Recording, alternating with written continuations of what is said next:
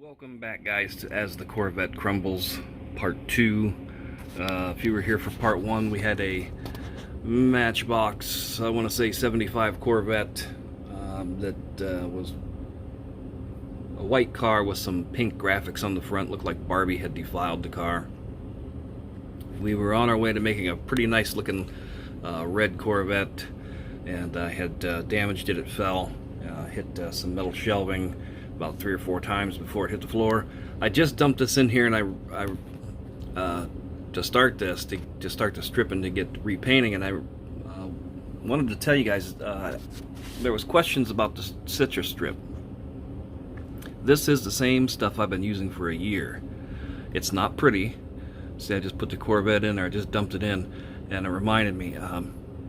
This stuff I just let work overnight. I put the car in and head to bed and let it work, do its thing. I'm not looking for it to be done in an hour or 10 minutes or whatever.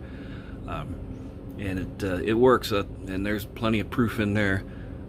Now when I take it out, I'll let the big stuff fall back into the container here, and then wash it off with lukewarm water. Got a brush. I'll scrub in the little areas, you know, where it might collect up in, and then add out of the bottle here as needed. So $9 at Walmart, and I've been adding, like I said, this is about a year, going on a year now, and I need to add some to this. I'm just about out, so things are working out pretty good here. I'll have a couple more cars I can get out of this. Then I can either change it or keep adding to it. I think with this much garbage in it, I mean, I could keep going, but with this much garbage in it, we'll start over for another year. And the Corvette's in there. Yeah, after taking all the big casting lines out of it, the vent windows that weren't supposed to be in it. If you didn't see it, check out the last episode there, the episode 1, part 1, where the thumbnail, you can't miss it, the white car with the pink crap all over it. So I wanted to show that before we get started, and let you guys know about the citrus strip deal.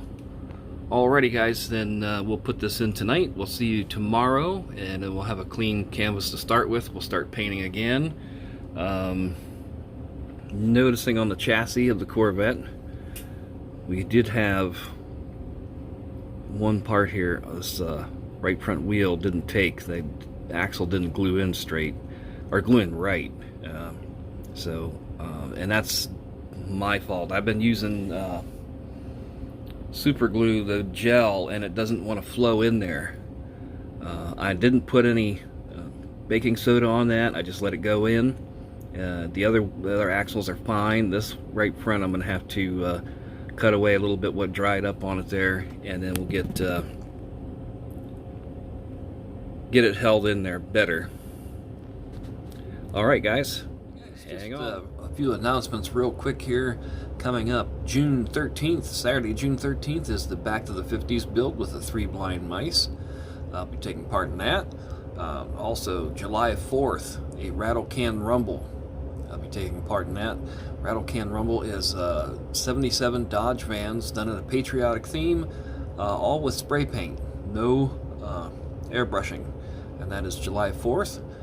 And July 25th, a very special build with Hanson Speed Shop. There is a budget gasser build, $5 budget on a gasser build. If you want to get involved with that, go over to Hanson Speed Shop. He's got a little video there. Comment down below it, and while you're there, like it and subscribe. That's Hanson Speed Shop on the 25th of July. Back to your regular scheduled program. Guys, while I'm putting this together, I wanted to show you. Corvette's got paint on her. We shot that last night. This evening I put the glass in. Now this glass was all chopped up. Remember, it had the vent window in it, and it's just a big chunky ass piece of glass that fit in there. It didn't look right. It sticks out all over Hell's Half Acre. So once I started cutting it up and trimmed it up to be inside this A-pillar, And then this back piece back in here, you still see a lot of the, when you look in, you still see a lot of the glass.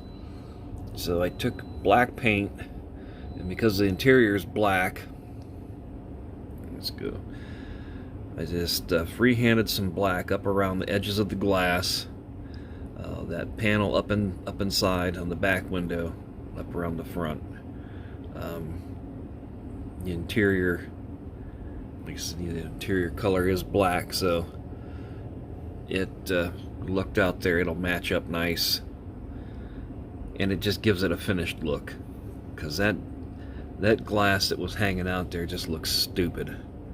So one more thing that makes this car just look a little bit better than what Matchbox did. In its finished state, I'd have to say it looks pretty good. Considering what we started with, was, you know, pretty sad looking. I think it come a long way, and I like it. It's a good looking car.